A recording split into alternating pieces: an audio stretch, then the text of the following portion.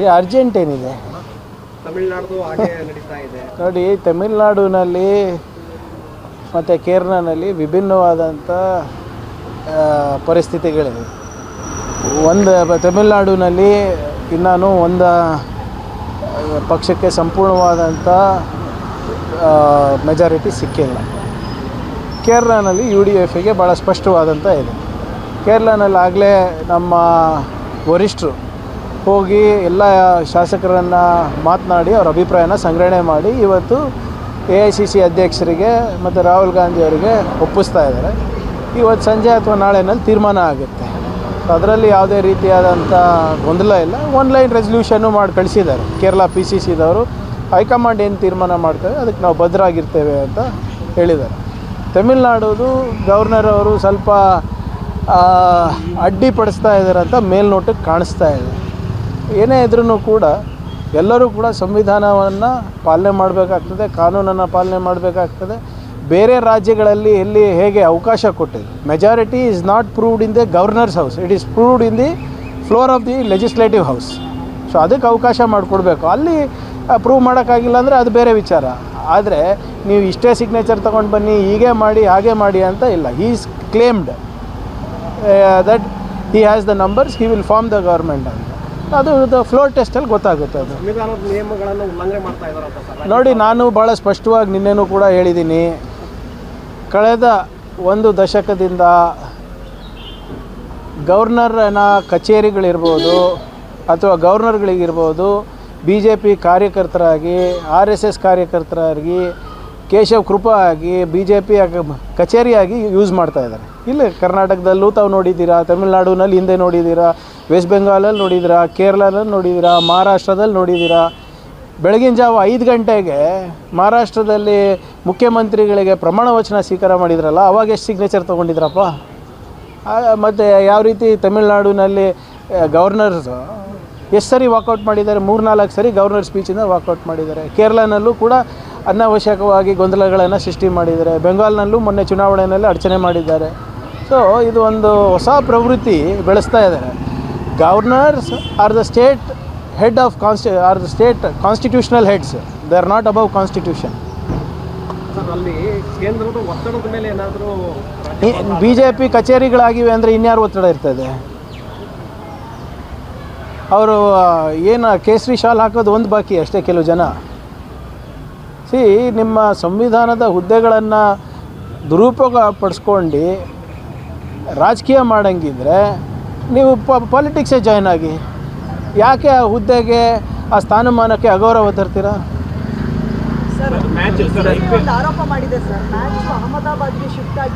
ನೋಡ್ರಿ,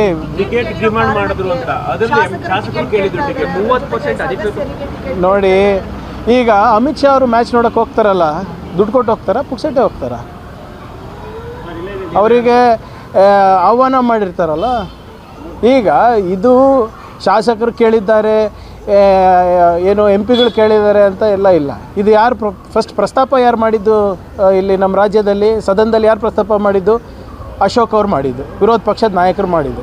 ಅದಕ್ಕೆ ಕೆಲವು ಎಲ್ಲ ಪಕ್ಷದವರು ಧ್ವನಿಗೂಡಿಸಿದ್ರು. ಅದು ತಪ್ಪು ಅಂತಲೂ ಕೂಡ ಭಾಳ ಜನ ಹೇಳಿದ್ದಾರೆ. ಅದಾದಮೇಲೆ IPL ಮ್ಯಾಚ್ಗಳು ನಡೆದಿಲ್ವ ಇಲ್ಲಿ? ಈಗ ಮೊನ್ನೆ ಎಲ್ಲ ಈ ನಿಮ್ಮ ಪ್ಲೇ ಆಫ್ಸ್ ಎಲ್ಲ ನಡೆದಿದೆ ಅಲ್ಲ, ಇಲ್ಲಿ ನನ್ನ ಪ್ರಕಾರ ಒಂದು 6-7 ಮ್ಯಾಚ್ ನಡೆದಿದೆ ಈಗಾಗಲೇ IPLದು. ಅವೆಲ್ಲ ಹೇಗೆ ನಡೀತು ನೋಡಿ. ಭಾಳ ಸ್ಪಷ್ಟವಾಗಿ ಏನು ಗುಜರಾತಿ ಕರ್ಕೊಂಡು ಹೋಗಿರೋದು ಲಾಭಕ್ಕೋಸ್ಕರ ಅಷ್ಟೇ. ಇಲ್ಲೇನು ಭದ್ರತೆದು ಸಮಸ್ಯೆ ಇಲ್ಲ, MLAಗಳದ್ದು ಸಮಸ್ಯೆ ಇಲ್ಲ, MP ಗಳದ್ದು ಸಮಸ್ಯೆ ಇಲ್ಲ. ಇಷ್ಟು ದಿನ ಇರಲಾರ್ದ ಸಮಸ್ಯೆ ಇವಾಗ ಎಲ್ರಿ ಬಂತು? IPL ಆಡಿಸಿದ್ದೇವಲ್ಲ ಇಲ್ಲಿ. ಸರ್, ಇಲ್ಲಿವರೆಗೂ 15% ನಾವೇ ಕಾಂಪ್ಲಿಮೆಂಟರಿ ಆಗಿ ಕೊಡ್ತಾ ಇದ್ವಿ, ಅದಕ್ಕೆ ಹೆಚ್ಚುವರಿಯಾಗಿ 10,000 ನೋಡಿ, ಅದು ಸುಮ್ಮನೆ ಕಷ್ಟ ಆಗುತ್ತೆ. ಆಯಿತು, ಕಷ್ಟ ಯಾರು ಈಗ ಮೇಲ್ ಮಾಡಿರೋದು ಅದೆಲ್ಲ ಗೊತ್ತಿಲ್ಲ. ಬಟ್ ಈ ಬಾಂಬೆನಲ್ಲಿ ಆಡಿಸ್ಬೋದಾಗಿತ್ತಲ್ಲ, ಗುಜರಾತಿಗೆ ಯಾಕೆ ಹೋಗಬೇಕು? ಯಾಕಂದರೆ ಜೇಶ ಅವರ ಆ ಭಾಗದವರ ಇರೋಬರ ಟೂರ್ನಮೆಂಟ್ಗಳೆಲ್ಲ ಅಲ್ಲೇ ತೊಗೊಂಡು ಹೋಗ್ತಾ ಇದ್ದಾರೆ, ಇರೋಬರ ಬಂಡವಾಳಗಳೆಲ್ಲ ಅಲ್ಲೇ ಗುಜರಾತಿಗೆ ತೊಗೊಂಡು ಹೋಗ್ತಾ ಇದ್ದಾರೆ. ಏನು ಬೇರೆ ರಾಜ್ಯಗಳೇ ಇಲ್ವಾ ನಮ್ಮ ದೇಶದಲ್ಲಿ? ಇವೆಲ್ಲ ನೋಡಿ ಸುಮ್ಮನೆ ಕುಂಟು ನೆಪ ಕೊಡೋದ್ರಲ್ಲಿ ಅರ್ಥ ಇಲ್ಲ. ಇದನ್ನು ಭಾಳ ಸ್ಪಷ್ಟವಾಗಿ ಮುಖ್ಯಮಂತ್ರಿಗಳು, ಉಪಮುಖ್ಯಮಂತ್ರಿಗಳು ಎಲ್ಲರೂ ಕೂಡ ಇದು ಖಂಡಿಸಿದ್ದಾರೆ. ಸರಿಯಲ್ಲ ಅಂದ್ಬಿಟ್ಟು ಯಾರು ಎಕ್ಸ್ಟ್ರಾ ಟಿಕೆಟ್ ಕೇಳೋದು, ಅವರೇನಾದರೂ ಗೌರವಯುತವಾಗಿ ಕೊಡಬೇಕಾದ್ರೆ ದಟ್ ಈಸ್ ಡಿಫ್ರೆಂಟ್ ಮ್ಯಾಟರ್. ಆದರೆ ಈಗ ನಾವು ಇಷ್ಟು ಕೇಳಿದ್ದೀವಿ ಅಷ್ಟು ಕೇಳಿದ್ದೀವಿ ಅಂತ ನನ್ನ ಪ್ರಕಾರ ಯಾವ ಶಾಸಕರು ಅಲ್ಲಿ ಕೇಳಿಲ್ಲ. ಸದನದಲ್ಲಿ ಯಾರು ಪ್ರಸ್ತಾಪ ಮಾಡಿದ್ದು ಬಿ ಜೆ ಪಿ ವಿರೋಧ ಪಕ್ಷದ ನಾಯಕರೇ ಅಲ್ವಾ? ಅದು ಮರ್ತೋಗಿದ್ದಾರಾ? ಅಂದರೆ ಇವತ್ತು ಅದು ಹೋಗ್ಲಿಕ್ಕೆ ಕಾರಣ ಇವತ್ತು ಬಿ ಜೆ ಪಿಯವರ? ಸುಮ್ಮನೆ ಏನೇನೋ ಹೇಳೋದಲ್ಲ. ಅವರಿಗೆ ಮ್ಯಾಕ್ಸಿಮಮ್ ಬೆನಿಫಿಟ್ ಬೇಕಾಗಿದೆ, ಮ್ಯಾಕ್ಸಿಮಮ್ ಪ್ರಾಫಿಟ್ ಬೇಕಾಗಿದೆ, ಅದಕ್ಕೆ ತೊಗೊಂಡೋಗಿದ್ದಾರೆ. ಹೆಂಗೆ ನಮಗೆ ಕರ್ನಾಟಕಕ್ಕೆ ಬಂಡವಾಳನಲ್ಲಿ ಅನ್ಯಾಯ ಮಾಡ್ತಾರೆ, ಇದಕ್ಕೂ ಅನ್ಯಾಯ ಮಾಡಿದ್ದಾರೆ. ಜಿ ರಾಮ್ಜಿ ಯೋಜನೆಗೆ ಸಂಬಂಧಪಟ್ಟಂತೆ ಈಗ ನ್ಯಾಯಾಲಯದ ಮೆಟ್ಲೆ ಅಂತೀವಿ ಅಂತ ಹೇಳಿ ನೋಡಿ, VBG ಗ್ರಾಮ್ಜಿ ಏನು ಇವರು ಅಚಾನಕ್ಕಾಗಿ ತಂದಿದ್ದಾರೆ. ನಮಗೆ ಯಾವುದೇ ರೀತಿಯಾದಂಥ ಕನ್ಸಲ್ಟೇಷನ್ ಮಾಡಿಲ್ಲ. As per constitution, as per the federal structure loss, ಇವರು ಯಾವುದೇ ಒಂದು ಕೇಂದ್ರದ ನಿಯಮ ತರಬೇಕಾಗಿರಬೇಕು ಅಥವಾ ನೀತಿ ತರಬೇಕು, ಅದಕ್ಕೆ ರಾಜ್ಯ ಸರ್ಕಾರಕ್ಕೆ ಆರ್ಥಿಕ ಹೊರೆ ಆಗುತ್ತೆ ಅಂದರೆ ನಮ್ಗೆ ಕನ್ಸಲ್ಟೇಷನ್ ಮಾಡಬೇಕು. ಯಾವುದೇ ರೀತಿ ಕನ್ಸಲ್ಟೇಷನ್ ಮಾಡಲಾರ್ದೆ ನಮ್ಮ ಮೇಲೆ ಇವತ್ತು ಆರ್ಥಿಕ ಹೊರೆ ಹಾಕೋದು ಸಂವಿಧಾನದ ವಿರುದ್ಧವಾಗಿದೆ. ಭಾಳ ಸ್ಪಷ್ಟವಾಗಿ ಇದು ನಾನು ಮುಂಚೆ ಕೂಡ ಹೇಳಿದ್ದೀನಿ. ಈಗ 2 ತಿಂಗಳಾಗ್ತಾ ಬಂತು ಹೊಸ ಆರ್ಥಿಕ ವರ್ಷದಲ್ಲಿ, ಇನ್ನೂ ಕೂಡ ಯಾವುದೇ ರೀತಿಯಾದಂಥ ಸ್ಪಷ್ಟ ಚಿತ್ರಣ ಕೇಂದ್ರ ಸರ್ಕಾರದಿಂದ ನಮ್ಗೆ ಸಿಕ್ಕಿಲ್ಲ. ಮೊನ್ನೆ ನಾನೇ ಶಿವರಾಜ್ ಸಿಂಗ್ ಚೌಹಾಣ್ ಅವರಿಗೆ VC ಮುಖಾಂತರ ಅವ್ರು ಮೀಟಿಂಗ್ ಮಾಡಿದಾಗ ನಾನು ಕೇಳಿದೆ, ಯಾವಾಗ ಜಾರಿ ಮಾಡ್ತೀರಾ ಅಂದರೆ ಅವ್ರ ಹತ್ರ ಉತ್ತರ ಇಲ್ಲ. ಎಷ್ಟು ಪಂಚಾಯತ್ ಆಯ್ಕೆ ಮಾಡ್ತೀರಾ ಅಂದರೆ ಅದಕ್ಕೆ ಉತ್ತರ ಇಲ್ಲ. ಎಷ್ಟು ಅನುದಾನ ಕೊಡ್ತೀರಾ ಈ ಪಂಚಾಯತ್ಗಳಿಗೆ ಅಂದರೆ ಅವ್ರ ಹತ್ರ ಉತ್ತರ ಇಲ್ಲ. ಇದು ಯಾವ ರೀತಿ ನೋಟಿಫಿಕೇಷನ್ ಆಗ್ತದೆ, ಯಾವ ರೀತಿ ಆಪ್ರೇಷನ್ ಗೈಡ್ಲೈನ್ಸ್ ಬರುತ್ತೆ, ಇದು 2 ತಿಂಗಳಾಗಿದೆ. ಅವ್ರಿಗೆ ಯಾವುದೋ ರೀತಿಯಾದಂಥ ಸ್ಪಷ್ಟತೆ ಇಲ್ಲ. ಮುಂದೆ ಏನು ಮಾಡ್ತಾರೆ ಅದನ್ನು ಕೂಡ ಅವ್ರಿಗೆ ಗೊತ್ತಿಲ್ಲ. ಅದನ್ನು ರದ್ದುಪಡಿಸಿ ಅಂತ ಹೋಗ್ತೀರಾ ಅಥವಾ ಮನರೇಗಾಗೆ ನೀವು ನೋಡಿ, ಮೊದಲನೇದಾಗಿ ರಾಜ್ಯ ಸರ್ಕಾರಗಳಿಗೆ, ಇದೇನು ಬರೀ ಕರ್ನಾಟಕದಷ್ಟೇ ಅಲ್ಲ ಪ್ರಶ್ನೆ ಇರೋದು, ಇಡೀ ರಾಷ್ಟ್ರದಲ್ಲಿ ಎಲ್ಲ ರಾಜ್ಯಗಳಿಗೂ ಅನ್ಯಾಯ ಆಗಿದೆ. ನಾನು ಹೇಳೋದು ಬಿಟ್ಬಿಡ್ರಿ. ನಿಮ್ಮ ಚಂದ್ರಬಾಬು ನಾಯ್ಡು ಅವ್ರು ಯಾರು? ಆಂಧ್ರ ಪ್ರದೇಶಿನ ಮುಖ್ಯಮಂತ್ರಿ. ಅವರು NDAನಲ್ಲಿ ಇದ್ದಾರಲ್ವ, ಅವರು ಮೈತ್ರಿನಲ್ಲಿದ್ದಾರಲ್ಲ, ಅವ್ರು ಪತ್ರ ಬರೆದಿದ್ದಾರಲ್ಲ ನರೇಂದ್ರ ಮೋದಿ ಅವರಿಗೆ, ನಿಮ್ಮದು ಮಹತ್ವಾಕಾಂಕ್ಷಿ ಯೋಜನೆಗಳನ್ನು ಅನುಷ್ಠಾನ ಮಾಡಬೇಕು, ಆದರೆ ನಮ್ಮ ಸರ್ಕಾರಗಳಿಗೆ, ರಾಜ್ಯ ಸರ್ಕಾರಗಳಿಗೆ ಹೊರೆ ಆಗುತ್ತೆ ಇದು. ಆದ್ದರಿಂದ ನೀವು ನಮಗೆ ಆರ್ಥಿಕವಾದಂಥ ಸಹಾಯ ಮಾಡಬೇಕು, ಅನಿವಾರ್ಯ ಇದೆ ಅಂತ ಪತ್ರ ಬರೆದಿದ್ದಾರಲ್ಲ.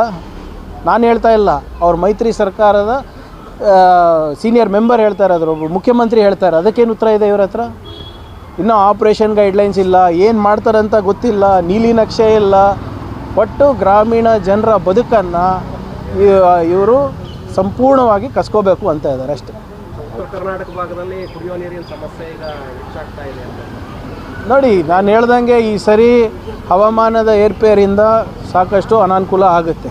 ಇದ್ರ ಬಗ್ಗೆ ಆಗಲೇ ಡಿಸಾಸ್ಟರ್ ಮ್ಯಾನೇಜ್ಮೆಂಟ್ ಸಬ್ ಕಮಿಟಿನಲ್ಲೂ ಕೂಡ ನಾವು ರೆವಿನ್ಯೂ ಮಿನಿಸ್ಟರ್ ಅವರು, agriculture minister, animal husbandry minister ಅವರೆಲ್ಲನೂ ಚರ್ಚೆ ಮಾಡಿ ಜನರ ಮುಂದೆ ಏನು ಮಾಡಬೇಕು, ಏನೇನು ಮಾಡಬಾರ್ದು ಅಂತ ಕೂಡ ಹೇಳಿದ್ದೀವಿ. ಕುಡಿಯೋ ನೀರಿಗೆ ಸಂಪೂರ್ಣವಾದಂಥ ಸ್ಟ್ಯಾಂಡರ್ಡ್ ಆಪ್ರೇಟಿಂಗ್ ಪ್ರೊಸೀಜರ್ಸನ್ನು ನಾವು ಡ್ರಾ ಮಾಡಿದ್ದೀವಿ. ಆಗಲೇ 200 ಕೋಟಿ ರೂಪಾಯಿಗಿಂತ ಹೆಚ್ಚು ಅನುದಾನವನ್ನು ನೇರವಾಗಿ ನಾವು ಜಿಲ್ಲೆಗಳಿಗೆ ಬಿಡುಗಡೆ ಮಾಡಿದ್ದೇವೆ. ಟಾಸ್ಕ್ ಫೋರ್ಸ್ ಸಮಿತಿನಲ್ಲಿ ಅಧ್ಯಕ್ಷರಾಗಿ ಶಾಸಕರನ್ನು ಮಾಡಿದ್ದೇವೆ. ಅವರು ಏನು ತೀರ್ಮಾನ ತಗೋತಾರೆ ಅದೇ ಫೈನಲ್ಲು. ಅದಕ್ಕೆ ಅನುದಾನ ಕೂಡ ನಾವು ನೀಡಿದ್ದೇವೆ. ಸೊ ಏನೇನು ತೀರ್ಮಾನಗಳು ಸ್ಥಳೀಯ ನಾಯಕರು ಲೋಕಲ್ ಕಂಡೀಷನ್ಸನ್ನು ನೋಡ್ಕೊಂಡು ಮಾಡ್ತಾರೆ, that we will stick to. And ಅದಕ್ಕೆ ಸಂಪೂರ್ಣವಾದಂಥ ಅನುದಾನ ಕೂಡ ನಾವು ಬಿಡುಗಡೆ ಮಾಡಿದ್ದೀವಿ.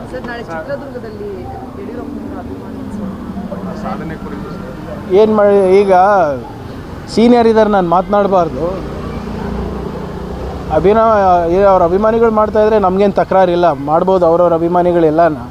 ಆದರೆ ಅವರ ಅವಧಿನಲ್ಲೇ ನಿಮ್ಗೆ ನೆನಪಿರ್ಬೋದು, ಔಟ್ಲುಕ್ ಅಂತ ಒಂದು ಮ್ಯಾಗ್ಝಿನ್ ಇತ್ತು. ಮೋಸ್ಟ್ ಕರಪ್ಟ್ ಸ್ಟೇಟ್ ಅಂದ್ಬಿಟ್ಟು ಇವ್ರ ಫೋಟೋ ಹಾಕಿ ಮುಖಪುಟದಲ್ಲಿ ಬಂದಿತ್ತು, ಕವರ್ ಸ್ಟೋರಿ. ಅದು ನೆನಪಿಸ್ಕೊಳ್ಳೋಕ್ಕೆ ಬಯಸ್ತಾ ಇದ್ದೀನಿ ಅವರಿಗೆ. ಮತ್ತು ಯಾವ ರೀತಿ ಅವರಿಗೆ ಅನ್ಸೆರೆಮೋನಿಯಸ್ಲಿ ವಿಧಾನಸೌಧ ಬ್ಯಾಂಕ್ವೆಟ್ ಹಾಲ್ನಲ್ಲಿ ಸರ್ಕಾರಿ ಕಾರ್ಯಕ್ರಮದಲ್ಲಿ ಕಣ್ಣೀರಿಟ್ಟು ವೇದಿಕೆಯನ್ನು ಇಳಿಸಿದ್ದು ಕೂಡ ಅವ್ರ ಗಮನಕ್ಕಿರಬೇಕು.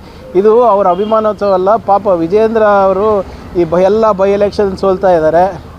ಅಲ್ಲಿ ಏನು ಇಂಟರ್ನಲ್ ಪಾಲಿಟಿಕ್ಸ್ ಜಾಸ್ತಿ ಆಗ್ತಾಯಿದೆ. ಅಶೋಕ್ ಅವರು ಬೇಡ ಅಂತ ಇದ್ದಾರೆ, ಅಶೋಕ್ ಅವರಿಗೂ ಬೇಡ ತಿರಸ್ಕಾರ ಮಾಡ್ತಾ ಇದ್ದಾರೆ, ವಿಜೇಂದ್ರ ಅವರಿಗೂ ತಿರಸ್ಕಾರ ಮಾಡ್ತಾ ಇದ್ದಾರೆ. ನಿಮ್ಮ ವಿಧಾನ ಪರಿಷತ್ ಮೇಲ್ಮನೆಯಲ್ಲಿ ಇರುವಂಥ ವಿರೋಧ ಪಕ್ಷದ ನಾಯಕರಿಗೂ ತಿರಸ್ಕಾರ ಮಾಡ್ತಾಯಿದ್ದಾರೆ. ಅವರು ಇದಕ್ಕೆ ಗಟ್ಟಿ ಮಾಡ್ಕೊಳ್ಳಿಕ್ಕೆ ಸ್ವಲ್ಪ ಅಭಿಮಾನದಿಂದ ಮಾಡ್ತಾ ಇದ್ದಾರಂತೆ. ಈಗ ಎಲ್ಲರೂ ಇದ್ದಾರೆ ಅದರಲ್ಲಿ. ಈಗ ಸಿದ್ದರಾಮಯ್ಯ ಅಂದರೆ ಎಲ್ಲರೂ ಅಭಿಮಾನಿಗಳು, ಕಾಂಗ್ರೆಸ್ನಲ್ಲಿ ಇರೋರೆಲ್ಲರೂ ಅಭಿಮಾನಿಗಳವ್ರದ್ದು. DK ಶಿವಕುಮಾರ್ ಅಂದರೆ ಕಾಂಗ್ರೆಸ್ನಲ್ಲಿ ಎಲ್ಲ ಶಾಸಕರು ಎಲ್ಲ ಮಂತ್ರಿಗಳು ಅಭಿಮಾನಿಗಳವ್ರದ್ದು. ಇಲ್ಲೆಲ್ಲಿದೆ ಇದು? ಮಾಡಲಿ, ಅವ್ರವ್ರ ಪಕ್ಷದ ವಿಚಾರ, ಅವ್ರ ವೈಯಕ್ತಿಕ ವಿಚಾರ. ಬಟ್ ಇದು ಅವ್ರ ಇತಿಹಾಸ ಕೂಡ ಇದೆ. ಯಾವ ಸುಪ್ರೀಂ ಕೋರ್ಟ್ನಲ್ಲಿ ಯಾವುದಕ್ಕೆ ಸ್ಟೇ ಇದೆ ಅಂತ ಕೂಡ ಬಿ ಜೆ ಪಿಯವ್ರು ಹೇಳಬೇಕಲ್ಲ. ಸರ್, ಪಶ್ಚಿಮ ಬಂಗಾಳದಲ್ಲಿ ನಿನ್ನೆ ಮಮತಾ ಬ್ಯಾನರ್ಜಿ ಅವರ ಸರ್ಕಾರವನ್ನು ರಾಜ್ಯಪಾಲರು ವಿಸರ್ಜನೆ ಮಾಡಿದ್ದಾರೆ. ಹಿಂಸಾಚಾರ see what ever is in is power he can do. ಆದರೆ ಮಮತಾ ಬ್ಯಾನರ್ಜಿ ಅವರು ಕೇಳಿರೋ ಪ್ರಶ್ನೆಗಳಿಗೆ ಉತ್ತರ ಎಲ್ಲಿದೆ ಕೇಂದ್ರ ಸರ್ಕಾರ ಹತ್ರ? ಅವರು ಭಾಳ ಸ್ಪಷ್ಟವಾದಂಥ 4-5 ಪ್ರಶ್ನೆಗಳು ಹಾಕಿದ್ದಾರೆ. SIR ಬಗ್ಗೆ ಇರ್ಬೋದು, ಚುನಾವಣೆ ಆಯೋಗದ ನಡವಳಿಕೆ ಬಗ್ಗೆ ಇರ್ಬೋದು, ಅದ್ರ ಬಗ್ಗೆ ಉತ್ತರ ಇದೆ ಏನ್ರಿ ಇವ್ರ ಹತ್ರ? ಅದ್ರ ಪರವಾಗಿ ಇವರು ಉತ್ತರ ಕೊಡಲಿ, ಅದಾದ್ಮೇಲೆ ಮಾತನಾಡಲಿ. JCPಗಳ ಗರ್ಜನೆ ಶುರುವಾಗಿದೆ ಸರ್. ಯಾವುದು JCPಗಳ ಗರ್ಜನೆ ಶುರುವಾಗಿದೆ ಪಶ್ಚಿಮ ಬಂಗಾಳ. JCB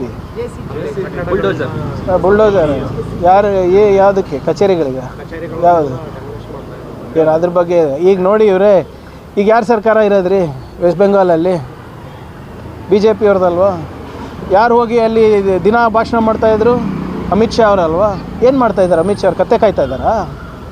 ಅದೇ ಬಾಂಗ್ಲಾದೇಶಿಂದ ಏನು ಟೆರ್ರಿಸ್ಟ್ ಬರ್ತಾ ಇದ್ದಾರೆ ಬೆಂಗಾಲಿಂದ ಅಂತ ಹೇಳ್ತಾರೆ, ಪಂಜಾಬಿಂದ ಖಾಲಿಸ್ತಾನಿಗಳು ಬಂದಿರ್ತಾರೆ ಅಂತ ಹೇಳ್ತಾ ಇದ್ದಾರೆ, ಹಿಂಸಾಚಾರ ಆಗ್ತಾಯಿದೆ. ಹೋಮ್ ಮಿನಿಸ್ಟರ್ ಏನು ಮಾಡ್ತಾ ಇದ್ದಾರೆ?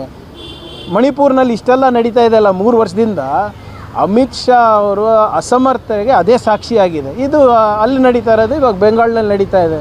ಅವ್ರದ್ದೇ ಸರ್ಕಾರ ಇದೆ, ಕೇಂದ್ರದಲ್ಲೂ ಅವರೇ, ರಾಜ್ಯದಲ್ಲೂ ಅವರೇ. ಡಬಲ್ ಇಂಜಿನ್ ಸರ್ಕಾರ ಉಪಯೋಗ ಮಾಡಿ ಶಾಂತಿ ತರಲಿ, ಯಾರು ಬೇಡ ಅಂದಿದ್ದಾರೆ?